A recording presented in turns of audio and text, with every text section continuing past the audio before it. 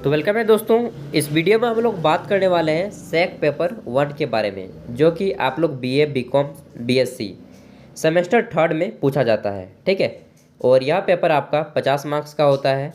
तो सबसे पहले हम लोग बात कर लेते हैं सैक का पूरा नाम क्या होता है। SEC सैक का फुल फॉर्म होता है दोस्तों स्किल एनहेंसमेंट कोर्स। ठीक है, एंड यह विश्वविद्यालयों द्वारा एक छोटा सा सब्जेक्ट सब सब्जेक्ट के रूप में हम लोग बोल सकते हैं रखा जाता है। और इस सब्जेक्ट का नाम है सैक के अंतर्गत 2-3 सब्जेक्ट आते हैं, जिसमें से इस सब्जेक्ट का नाम है environmental and public health. EPH short में बोल सकते हैं, एनवायरमेंटल एंड पब्लिक हेल्थ। ठीक है, पर्यावरण और मानव स्वास्थ्य आप लोग बोल सकते हैं। अब आइए देखते हैं, अगस्त 2022 में एक यूनिवर्सिटी के द्वारा लिया गया पेपर है। समय आपको 1.5 घंटे दिए जाते हैं इस पेपर में, एंड फुल मार्क्स होता है 50, जिसमें से 40 नंबर इस पेपर में और 10 नंबर आपको आपका कॉलेज देता है अटेंडेंस वगैरह के आधार पे और मास्टर के साथ रिलेशन कैसा है उसके आधार पे। तो आइए देखते हैं कि क्वेश्चन यहाँ पे हमारे किस टाइप के बनेंगे। जनरली यह जो पेपर होता है या तो ऑब्जेक्टिव होता है या फिर सब्जेक्टिव। आपका एग्ज़ाम जो भी हो, ऑब्जेक्टिव या सब्जेक्टिव, दोनों क्वेश्चन पेपर अपलोडेड हैं। ऑब्जेक्टिव का भी अपलोडेड है, 40 क्वेश्चन है उसमें, एंड सब्जेक्टिव का यह पेपर है जो अभी मैं बना रहा हूँ। ठीक है, तो आपका जो भी एग्ज़ाम होगा दोनों को देख लीजिए, बहुत ही क्लियरली अच्छे से एग्ज़ाम जाएगा। एंड इस पेपर को क्वालिफाई करने के लिए 40% मार्क्स चाहिए, यानी कि 40 का 40% हो जाएगा 16 नंबर। ठीक है, अब आइए देखते हैं, इस पेपर में ग्रुप ए और ग्रुप बी करके 2 खंडों में बांटा गया है। सबसे पहले बात करेंगे ग्रुप ए, जो कि कंपलसरी सेक्शन है। इसमें आपको 4 ऑब्जेक्टिव टाइप के प्रश्नों के आंसर देने हैं। एंड आइए देखते हैं क्वेश्चन किस टाइप के मिलते हैं आपको। पहला है the percentage of oxygen in atmosphere is, यानी कि वायुमंडल में ऑक्सीजन की प्रतिशत कितनी है। तो दोस्तों हमारे वायुमंडल में नाइट्रोजन है 78%, एंड सेकंड नंबर पे है ऑक्सीजन जो कि 21% है, 21% है। ठीक है, और वहीं ज़मीन पे बात करें हमारी भूतल पे, पृथ्वी में, तो वहाँ पे सबसे ज़्यादा आपका ऑक्सीजन मिल जाएगा। ठीक है, अब आइए देखते हैं बी नंबर है शोर को किस इकाई से मापा जाता है। Noise is measured in the unit of, या फिर हम लोग बोल सकते हैं कि ध्वनि को किससे मापा जाता है, तो उसको मापा जाता है डेसिबल से। एंड जो हम लोग बात करते हैं साधारण ध्वनि, वह होती है 35 डेसिबल, यानी कि 40 से 30 डेसिबल का औसत बोला जा सकता है। ठीक है, नेक्स्ट देखते हैं तीसरा क्वेश्चन, वन्य जीव संरक्षण अधिनियम पारित कब किया गया। Wild life protection act was passed in, तो दोस्तों यह पारित हुआ था आपका 1972 में, 1972 में। और उस समय केंद्र में यानी कि भारत में इंदिरा गांधी की सरकार थी, और यह प्रयास था सबसे ज़्यादा देखा जाए तो कैलाश सांखल जी का, जिसे टाइगर मैन ऑफ इंडिया कहा जाता है। ठीक है, कैलाश सांखल को याद रखिएगा, टाइगर मैन ऑफ इंडिया कहा जाता है। अगर आपको नहीं मालूम है तो नेट में थोड़ा सा सर्च करके देख लीजिएगा, बहुत अच्छा लगेगा। शेर के साथ एकदम घुल मिल जाते थे, जैसा आदमी के साथ रहते उस तरह वो रहते थे शेरों के साथ।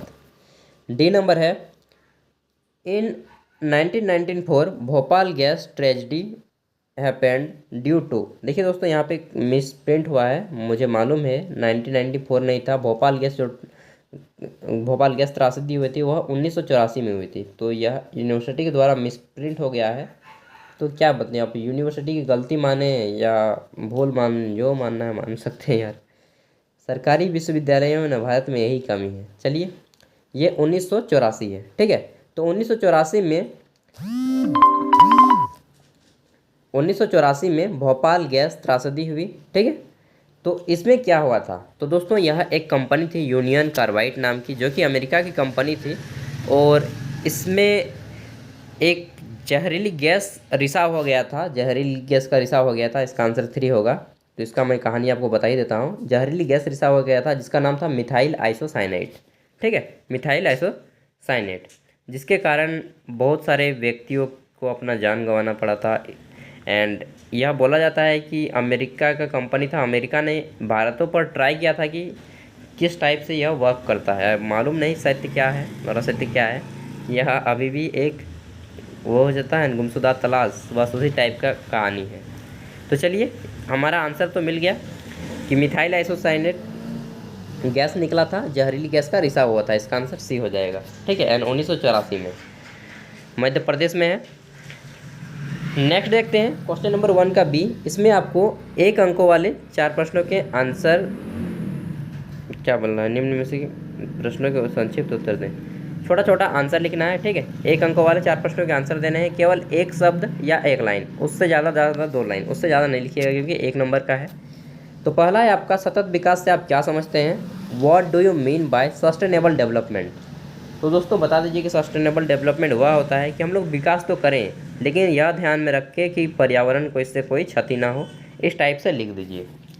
बी नंबर है, अम्ल वर्षा के कारण क्या हैं? What are the causes of acid rain?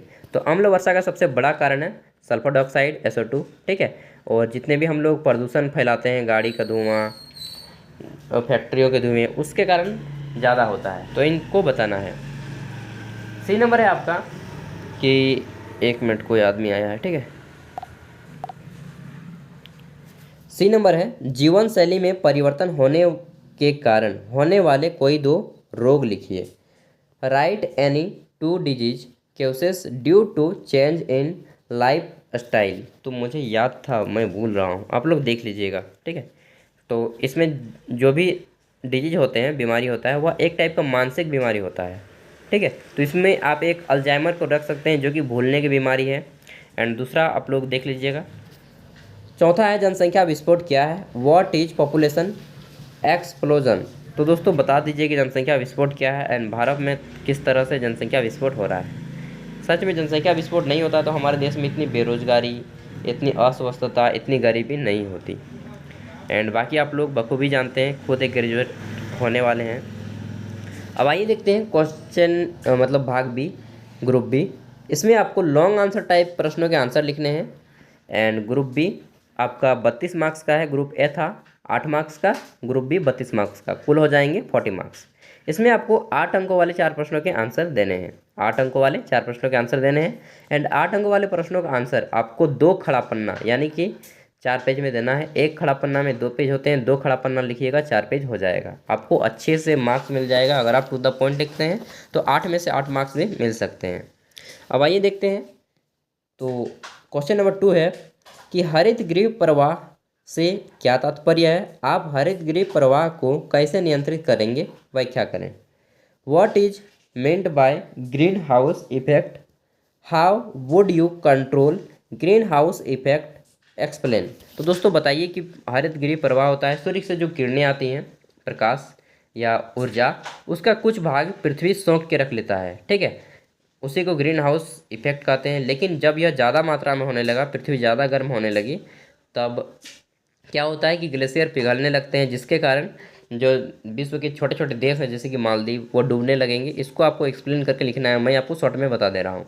और एक चीज़ जान लीजिए कि ग्रीन हाउस प्रभाव अगर इफेक्ट नहीं होगा तो पृथ्वी का टेम्परेचर जो है -18 डिग्री टू 20 डिग्री के आसपास हो जाएगा, -18 डिग्री चला जाएगा। इसलिए ग्रीन हाउस होना ज़रूरी है, लेकिन एक निश्चित मात्रा के ऊपर जाएगा तो यह हमारे लिए क्षतिपूर्ति करेगा।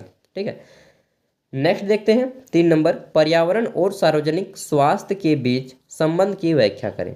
ये पर्यावरण और हमारा जो स्वास्थ्य है, इनके बीच क्या रिलेशन बनता है? Explain the relationship between environment and public health. तो बता दीजिए कि पर्यावरण जो है मानव मतलब कि मानव जीवन के फेफड़े कहे जाते हैं। तो वही सिर्फ लिखना है, अच्छे से लिख लेना है आपको। एंड चौथा क्वेश्चन है, वायु प्रदूषण क्या है? वायु प्रदूषण का मानव स्वास्थ्य पर क्या प्रभाव पड़ता है? What is air pollution? What is the impact of air pollution on human health? तो दोस्तों वायु प्रदूषण के कारण मनुष्य में कई सारे के प्रॉब्लम आते हैं, जिसमें से प्रमुख रूप से हमारे जितने भी फेफड़े से संबंधित प्रॉब्लम होते हैं, जैसे कि अस्थमा हो गया, दमा हो गया, ठीक है, हार्ट अटैक वगैरह हो गया, इन सब चीज़ों को आता है। तो उन सब चीज़ों को लिखना है। 5वां है आपका, भारत में प्रचलित 2 स्वदेशी चिकित्सा पद्धति का वर्णन करें। डिस्कस 2 इंडिगेनियस सिस्टम ऑफ मेडिसिन यार भूख लग गया है तो सुबह से कुछ खाया ना हूँ, 11 बजने वाले हैं, 10-11। Practised in India. ठीक है, प्रैक्टिस इन इंडिया। तो आपको बताना है कि ये कौन कौन से मेडिसिन इसमें आ जाएंगे। तो पहला तो आप लोग दे दीजिए इसमें आप लोग आयुर्वेदिक, ठीक है, आयुर्वेदिक। एंड दूसरा एलोपैथिक नहीं दीजिएगा, आयुर्वेदिक है। और क्या है जी, नाड़ी तंत्र हम लोग बोलते हैं उसको, मुझे याद नहीं आ रहा है इंग्लिश में क्या बोलेंगे। तो दो चीज़ें हैं जिसमें व्यक्ति की केवल हाथों को पकड़ के बता दिया जाता है कि इसके अंदर कौन सी बीमारी है।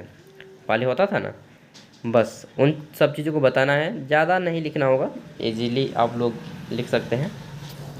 छठा है, भारत में ग्रामीण और शहरी स्वास्थ्य समस्याओं की तुलना और अंतर करें।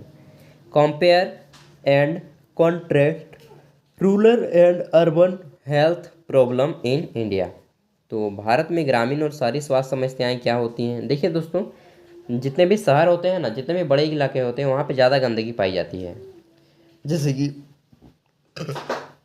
जैसे कि हो गया गाज़ियाबाद, दिल्ली। भारत के सबसे, अगर बात की जाए प्रदूषित शहर, तो गाज़ियाबाद है।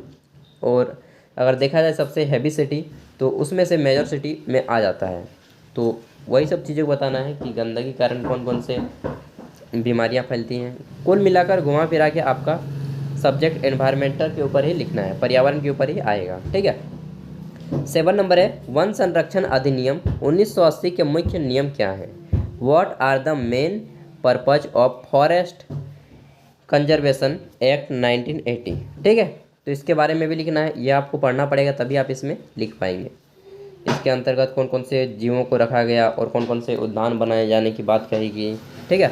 सब चीज़ों को एक्सप्लेन करना है। 8 नंबर है, ठोस अपशिष्ट प्रबंधन के बारे में व्याख्या करना है। ठोस जो अपशिष्ट होते हैं उनके बारे में प्रबंधन, मैनेजमेंट, उसको कैसे किया जाता है उसको बताना है।